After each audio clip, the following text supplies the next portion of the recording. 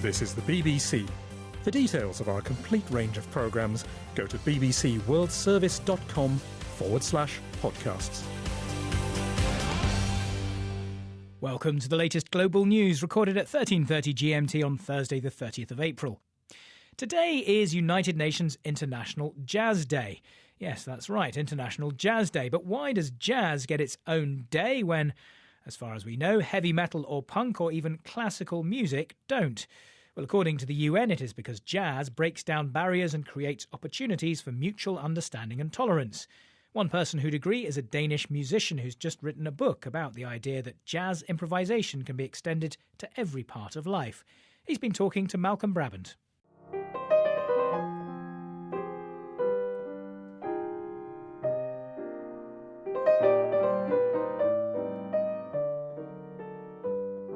I'm Nils Landjoki. I'm a pianist, composer, producer, writer, and director. Every human being is born as an improviser. The thing that differentiates jazz musicians and non-jazz musicians, and non-musicians for that matter, is the fact that most people are self-taught improvisers, while jazz musicians are trained improvisers.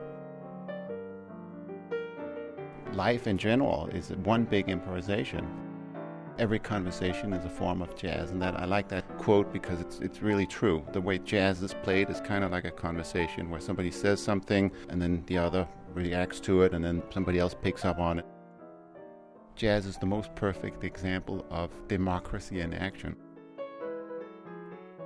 What sort of training do people require to be able to maximize their ability to improvise? What do they need to learn from jazz musicians? It's like sports, when you learn something, the more you do it, the you train the muscles. Yes, exactly. You educate the muscles. Exactly. So you've got to educate your improvisation muscle. Yes, exactly. The concept of mistakes.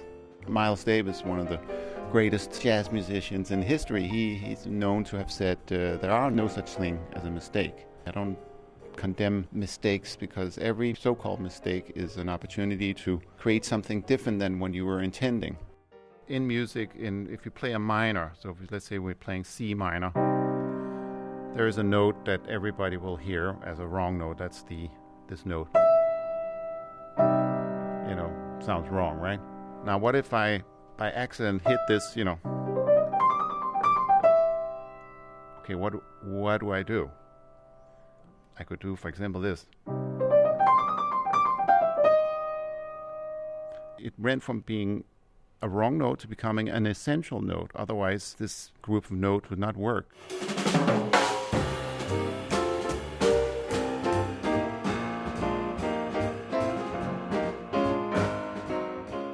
My name is Greg Earle, and I'm a double bassist. Do you apply the principles of improvisation in music to your life itself? I'd say definitely like the same kind of problem-solving abilities that we have to develop as musicians, at least as broad musicians, in the jazz genre especially, and in other improvised genres. It's the process that we go through constantly, almost daily, of trying to get new skills, get new ideas, use them in our improvisations. That naturally, I think that process, if you do it in music, then you get better at it in life, and vice versa. I think if I switch to painting, the same processes exist in my conscious and subconscious, I guess, now. I'd like to mention a little anecdote from the Danish film company Zentropa. Now, the CEO, Peter Aalbæk, is a amateur jazz drummer. And he has a legal department at the company that's made out of lawyers who all are amateur jazz musicians. Because he has a theory that jazz musicians solve conflicts differently than other people. So are you suggesting that what the United Nations should do should be to take up jazz, or to learn from jazz musicians? Yes, and in fact that's what the United Nations is trying to do with their International Jazz Day.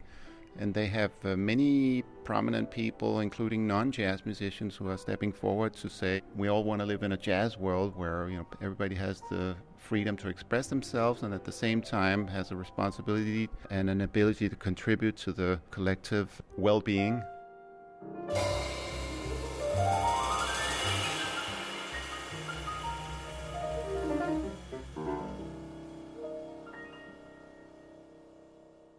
Nils Landjoki talking to Malcolm Brabant. And that's all from us for now. An updated version of the Global News podcast will be available to download later. If you want to comment on this podcast or any of the topics in it, you can send an email to globalpodcast@bbc.co.uk. I'm Oliver Conway. Until next time, goodbye.